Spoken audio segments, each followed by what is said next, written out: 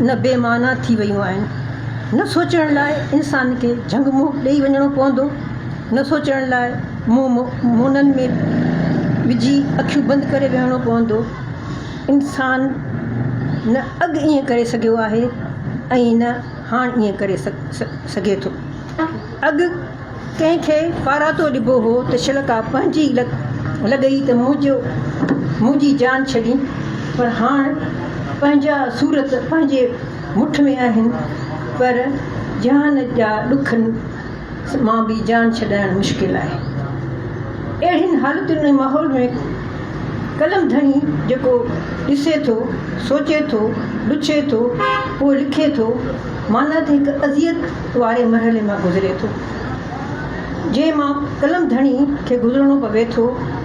के थोरा हूंदा ख़ुशहाल अक्सर अदीब नौकिरी पेशा लोअर ऐं मिडिल क्लास सां वास्तो रखंदड़ आहिनि।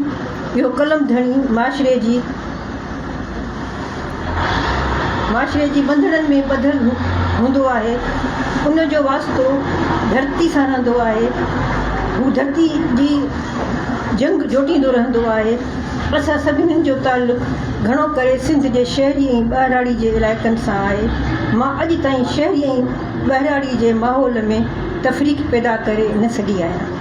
ज़हनी सोच ऐं अमल में घणो फ़र्क़ु न आहे। सो साईं मरियम मजीदी बि असुलु झोक शरीफ़ जी आहे। झोक शरीफ़ में ई उनजो जनमु थियो।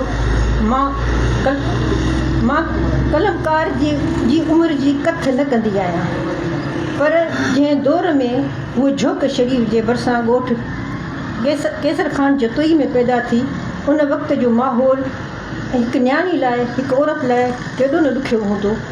पर छो त हूअ साईं मोहम्मद ख़ान मजीदी जी न्याणी हुई, जेको नाले वारो अदीब हो ऐं हिकु बाशऊर इंसानु हो। मजूदी साहबु पंहिंजी धीअ खे छोकिरनि सां गॾु पढ़ायो। शायदि उते छोकिरियुनि जो स्कूल न हूंदो। मैट्रिक ठटे मां कयईं, उहो बि छोकिरनि जो स्कूल हो। सिंध यूनिवर्सिटी मां MA सिंधीअ में कयईं। ट्रेनिंग कॉलेज फॉर वुमन में सां बि वास्तो रहियसि।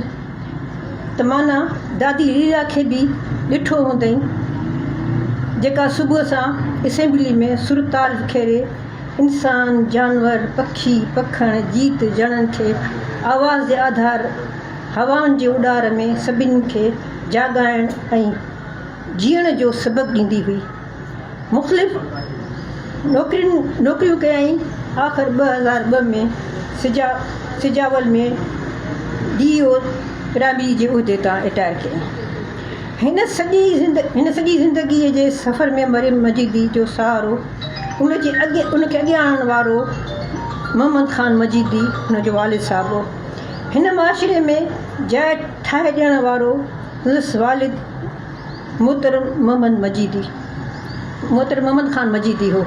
मां ऐं मूं जहिड़ियूं केतिरियूं ई कलमकार नौकिरी कंदड़ उनजे पुठियां उन्हनि जे घर जा मर्द, जेके पीउ ऐं भाउ जे रूप में हुआ, एतमाद जो रिश्तो मरियम मजूदी बि क़ाइमु रखियो। जिते क़दम क़दम ते अजगर वात फाड़े वेठा आहिनि, उत पंहिंजे कैनवास में रही करे मरियम मजीदी हलंदी रही ऐं उहो कैनवास वक़्तु ऐं हालतुनि मुताबिक़ वसी थींदो वियो। मरियम मजीदी मकाला, कालम ऐं कहाणियूं बि लिखियूं, पर संदसि असुलु सुञाणप शाइरी आहे। उन दौर में अख़बारुनि ऐं रिसालनि में लिखंदी रही। पहिरियों शाइरी मजमूओ सुरम दुखम 1986 में छपियो। ॿियो मजमूओ, हाणे ॾुखिया नाला रखिया अथई, नेरानाई नेण 2012 में छपियो। पाण केतिरा ई एवॉर्ड हासिलु कयईं। नई ज़िंदगी मैगज़ीन कराची में मल्हायल गोल्डन जुबली जी तक़रीब में बहितरीन शाइरा जो एवॉर्ड अहमद फराज़, जेको उर्दू जो मशहूरु शाइर हो, उनजे हथां ॾियारियो। बहितरीन इंसान, बहितरीन शाइरा जो एवॉर्ड मुख़्तलिफ़ तनज़ीमुनि तरफ़ां खेसि मिलंदा रहिया आहिनि। 1916 में सिंधी अदबी संगत पारां हरी दिलगीर यादगार लाइफ टाइम अचीवमेंट एवॉर्ड सां बि हिनखे सिंधी अदबी संगत नवाज़ियो। 2022 में हिते कराची में मूंखे ऐं मरियम मजीदी खे गॾे हुनखे लाइफ अचीवमेंट अवार्ड मिलियो हो, मूंखे मिलियो हो, तॾहिं मुंहिंजी हुन सां आख़िरी मुलाक़ात थी। कोट ही मरियम जी शाइरीअ में उहो दर्द आहे, उहो कर्ब आहे, उहा पीड़ा आहे जेका हूअ हिन धरती जे सदियुनि खां, जेका हीअ धरती सदियुनि खां भोॻींदी आई आहे। संदसि कुख में पलियल खे जॾहिं हरामी करे कोठियो वञे थो, हिकिड़ी नीस कहाणी जो किरदारु आहे। जॾहिं संदसि किरदार जे अपमान ऐं तज़लील कई वञे थी, जॾहिं संदसि आईंदे जे आसन खे स्लेब ते टंगाए वञे थो, तॾहिं हूअ बेअख़्तियार हुन जे वजूद मां कलम जेको आहे सो उलाब बणिजी निकिरे थो। इजो कोट ते दसल जे लाइट मूंखे तंग करे, इजो कोट तुंहिंजे ते कड़किया अबाणा, ॾिसो न, इजो कोट तुंहिंजे ते कड़किया अबाणा ई कड़के ॾींदा इन जी। अखियुनि ते उमाड़ियूं, कुल्हनि ते कोहाड़ियूं, ॾुखनि जा ॾिहाड़ा के गुज़रिया हूंदा, असां बुंड बंडनि जा ॿारियूं ऐं साड़ियूं। अनकोट। पतंगनि जियां जी जलायो त मंझे, सुखनि में सलामी कलामी थियणु सभु थियनि था सभु, ॾुखनि में जे साथी सॾायो त मंझे। वरी हिकिड़ो अथसि, सावण साॾे नाल मनावी, सावण साॾे नाल मनावी, भेज बिनी वेले आवी। माना इश्क आहे न, सराइकी शाइरी में सोच जी गहराई त ॾिसो। ज़रूरु के किरदार के सानिया माशरे जूं ज़्यादतियूं हिन अखियुनि सां ॾिठियूं हूंदियूं, तॾहिं त हिन जे रूह मां कलम जे ज़रिए शाइरी लिखिजी वई। हिन जी शाइरीअ जी हिकु सिट आहे, अखियुनि ते उमाड़ियूं, कुल्हनि ते कोहाड़ियूं, जेको मां मथे पढ़ी चुकी आहियां। हाणे जे इहे उमाड़ियूं ऐं कोहाड़ियूं ॿ लफ़्ज़ न आहिनि, असांजे माशरे जी हक़ीक़त ऐं नफ़रत अंगेज़ रवैयो आहे। ताज़ो असांजे हिकु वज़ीर बयान में चयो, ॿारहाड़ी जा जवान कंप्यूटर छा कंदा, कुहाड़ीअ में ख़ुशि आहिनि। दिलि चाहियो त ठाहको जवाबु ॾियण लाइ, पर असांजा ख़्वाब असांजा जवाब उन्हनि जे ज़हननि मथां गुज़री हलिया था वञनि। अॼु बि हू चाहिनि था त सिंध जो नौजवान कुहाड़ी कंध ते खणी हले, उन कुहाड़ीअ सां को बि बहानो ठाहे कंधु कपींदो रहे, छो त ग़ैरत जे नाले वठी उनखे तहफ़ुज़ मिले थो। हथ में झंडे में ड्रामनि में कुहाड़ी। असांखे इल्मु अक़ुल जी ज़रिए अॼु जे नौजवान छोकिरनि ऐं छोकिरियुनि खे हिन कुहाड़ीअ जे कलूर खां कढिणो आहे। ॾोहो कुहाड़ी जो कोन आहे, उन सोच जो आहे, उन ज़ुल्म जो आहे। मरियम मजीदी हिकु इल्म वारी कलमकार मोहम्मद ख़ान मजीदी जी न्याणी हुई, जेका हाणे असां खां जुदा थी वई आहे। हिन जे कलम माशरे जे नासूरनि ऐं ॾाढनि खे वाइखो कयो आहे। असां आहियूं ई अहिड़ा बेलजा, तॾहिं त कलमकार उन्हनि जी उणाइनि खे लिखे थो। मरियम मजीदी ऐं ॿियूं केतिरियूं ई लिखारी औरतूं हक़नि जो आवाज़ु उथारे जाखुड़ींदियूं रहनि थियूं, पर हर हासिल के कुझु बि नथो थिए। अॼु जी औरत तोड़े उन सां गॾु मर्द पुसजे पियो।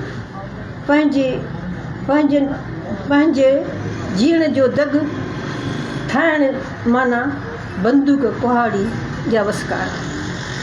हिते मां वाज़े कंदी हलां, हिन माशरे खे असां इंसान हलाइण वारा आहिनि। ही घर, ही शहर आबाद थींदा आहिनि इंसाननि सां।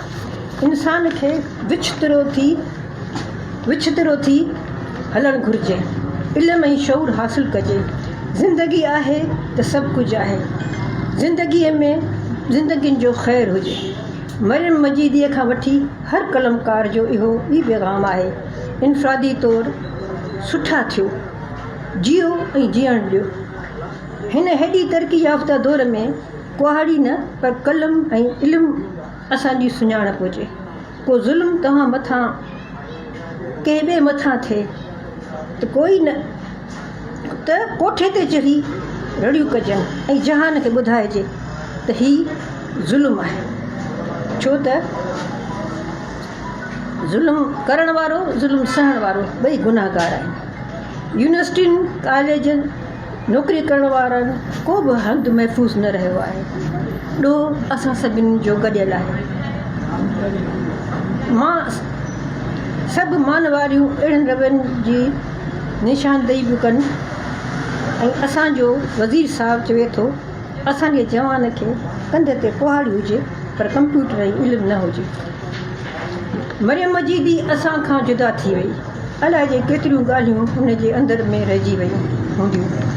शहरनि में त अदबी मेला मलाखड़ा उन में उन लाइ का जाइ या कुर्सी कान हुई। हेॾा सारा प्रोग्राम थियनि पिया। उनखे घुराए उनजी ज़िंदगी जी हासिलात तजुर्बात जंहिं माहौल में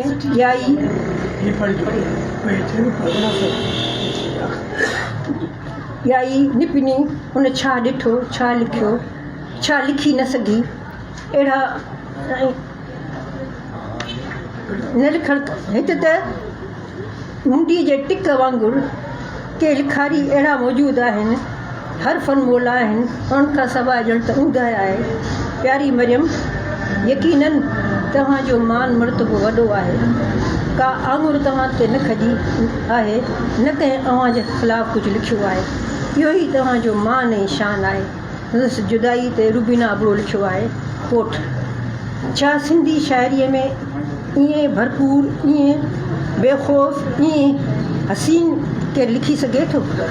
मरीन मजीदी जी शाइरीअ में जमालियात जो अहिड़ो जादू हो जंहिं मुंहिंजे मन खे कंहिं पुरस्कार वांगुरु मंडे छॾियो। मज़ाहमत जो ॻाढ़ो रंग मुंहं में जज़्बनि में ईअं लहरायो जीअं ॻाढ़ो झंडो शाम जो ॻाढ़ाइण जो लहराईंदड़ वक़्तु। पर हाणे हू असां खां जुदा थी वई। ॿिटे निज़ाम में हुन रैली कढी धरणो हयो हुन ते दहशतगर्दी जो केस ठहियो। खेसि इल्मी अदबी केतिरा एवॉर्ड मिलिया। हुकूमत तरफ़ां मिलियल सदारती एवॉर्ड वठण खां इनकार कई। इहा ई मरियम मजीदी जी पंहिंजे वक़्त जे वारे ते पंहिंजे हुकूमत खां डर्टी एवॉर्ड न मां लफ़्ज़ इस्तेमालु न कंदसि। पंहिंजे पेरनि जा हू निशान छॾे वई आहे। उन पेरनि जा निशान अण मटनि उन वाट ते ईंदड़नि जा उहे पेर निशान मतिलबु रहबर